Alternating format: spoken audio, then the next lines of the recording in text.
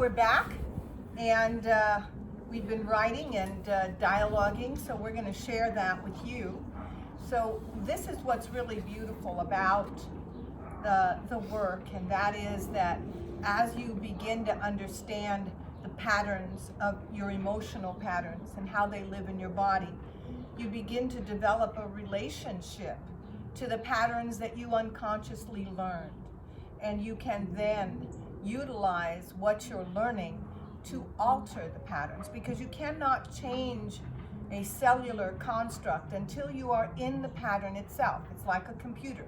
You cannot change the program until you're in the program. So that's what we're doing, altering the programming. Though you can't do that by thinking it. You have to have the experience of the programming itself in order to alter the program. So we're going to talk about now what came up, what they experienced, and who wants to jump in? I'm feeling froggish. You're feeling froggish? Well, even at the end of doing those series of movements, the primary sensation and feeling that the what? Don't forget. I won't. I feel so invigorated. I feel so enlivened, electrical. The movement of blood and oxygen and electricity through my body is so invigorating. The word invigorating keeps coming to me. And then I was considering the beginning when we were talking about the rhythm of the breath. Yes. And considering what is my own rhythm and how often I felt disrupted growing up in my own rhythm of, I'm going to follow along with what my mom is doing or what my dad is doing, and I recognize in class how often I will go to the outside to find my rhythm, that there's a question about how I'm supposed to be doing something, when and how and where I'm supposed to be doing something, versus going within for the rhythm, for my own rhythm. Yeah. And what was beautiful is as I continued doing these movements, and I love how, I know this is a number of series of videos that we've done that you can piece them together and do some stomach work and then the bridge and then, start always with the opening stance and stretch. It's so beautiful because as I began to do the series of movements, I felt my rhythm become the standard. My rhythm become like my own focal point. And what was beautiful was that I felt in rhythm with you both then. Yeah. I could feel this joining in likeness, yeah, as we all were within, which, yes, is so beautiful. Yeah. And I also recognized so many different elements of how I learned to hold my body in restrictive manners. In particular, I was noticing the right side of my neck and my right shoulder. And in particularly doing the bridge, and you gave me a note to open across my chest and draw my shoulder blades together as we were doing the bridge.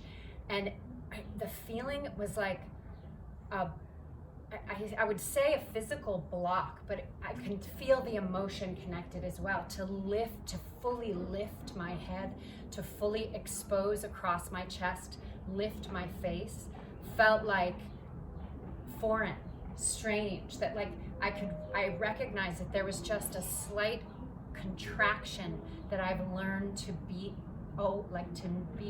in normally, to normally participate in. A slight contraction, my head slightly forward, yes, my right shoulder slightly up, and then this opportunity to fully anchor and engage, and especially the exposure across my chest and my throat. And I felt so strong, so present, so capable the moment I made that adjustment. Yeah.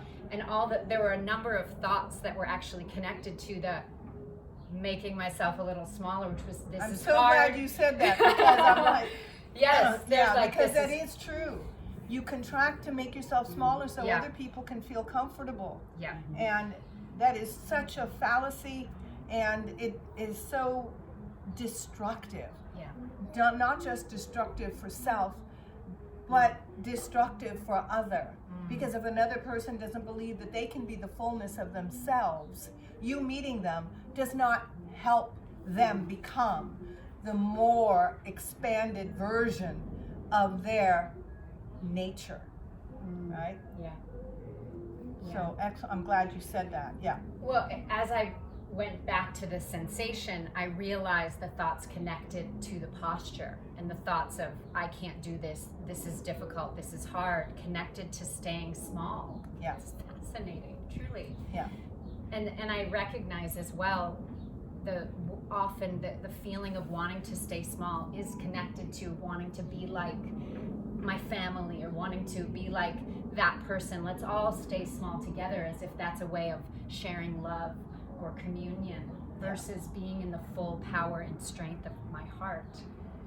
That is ultimately, as you said, Yeah.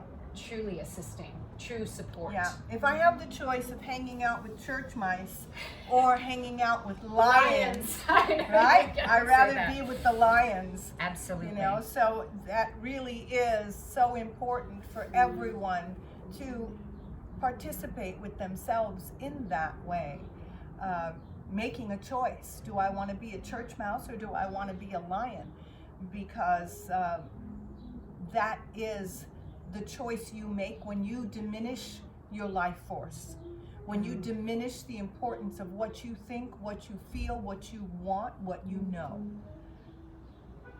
Excellent. Yeah. You know, the right side is the masculine, and that is related to the left side of the brain, and that is what we take out into the world, the actions that we take, or the responsibilities, let's just say, the shoulder responsible to those outside of you. The shoulder is tight in and up and maybe slightly forward, because you want to diminish your power to take on the responsibility for someone else's life.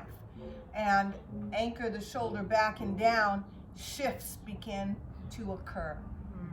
The way in which you take action out into the world becomes much more available, and what you're willing to say, right? Yes, So how was it for you, Nia? it was really good. I was writing some more notes.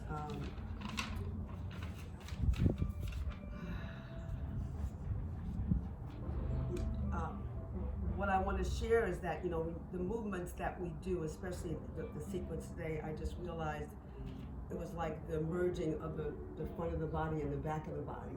We did, you know, the opening stance, and I felt very open and fluid and lifted. The more that I breathed and the more I anchored my heart, kept my shoulders, you know, anchored back and down, I could begin to feel the length of me more and more and more. And I was writing about that because I could, my feet kept getting my attention, my foundation, how I take steps in the world, as well as how I relate to my foundation. Yeah. And my left knee was pop, pop, pop. And I realized that was the extension, because there's been some way I've been participating with the Minimalizing? lockdown or fitting in. Because when you guys were speaking, what kept coming to me is taking the action to fit in. And so what am I choosing to fit into? Obviously, it's not born of the inside, it's born of I'm looking out there to fit into whatever it is. And then when we were doing the arm work, I felt really invigorated. I realized that my elbows, another articulation joint, was because you know, Yeah. more to bend my elbows more. Yeah. And I also realized the arms represent, you know, the articulation of embrace. Yeah. You know, opening to embrace and embracing everything that is born of my heart. Yeah. And so, and once again, I could feel, well, for me, I could feel the junction between my jawbone and the length in my neck for expression, for the articulation of expression. Yeah. That got my attention quite a bit. The expression on the left side is beautiful because it really is related to nurturing, Yes, to creative. intuition, Yes. to creativity. Yes, And that can be stifled at a very early age. yes. And to win that back, so to speak, requires, you know, being able to pay attention, to feel what you're feeling, and to be able to consider, do I really want to live my life like that? Absolutely. And that's really great, because what I wrote when we were doing the bridge because I was quite challenged with doing the bridge and the stomach work. And in the past, I know the language would have been like, I'm not doing this right. I can't do this. Why is this person doing it? I'm not able. Well, the story starts. Yeah. And so what I simply wrote was, action to keep moving and pay attention to me, Yes. to stay anchored within me. And the same thing with the stomach work, because what I said in the beginning is realizing that, the emotions really lay between the front of the body and the back of the body. And I know I'm making amazing shifts in my life to take all the elements of my past and to really use that as the growth, the springboard, for what Yeah. I create right now, rather Yes. than going like, I don't want to see that, or Yeah. Which most people don't. Most people do not want to see themselves. They much rather tell you from the ego who they are, what they want, what they believe, versus actually sink inside to find out what are these feelings that keep coming up truly related to, and what is it that I can do to satisfy from within. If I can get you to do something for me, it will never satisfy me. If I can get Darcy to do something, it will never satisfy me, because the need is meant to be satisfied from within, whatever that need may be. Thank you for joining us today, and use these clips as you will. Create your own class. Write in and let us know what you're discovering. We're going to be doing some Zoom classes, and we'll get together and we will explore all of the great emotional fodder that emerges for our growth. Thank you all so much. thank you. Take good care of you. You're all you got.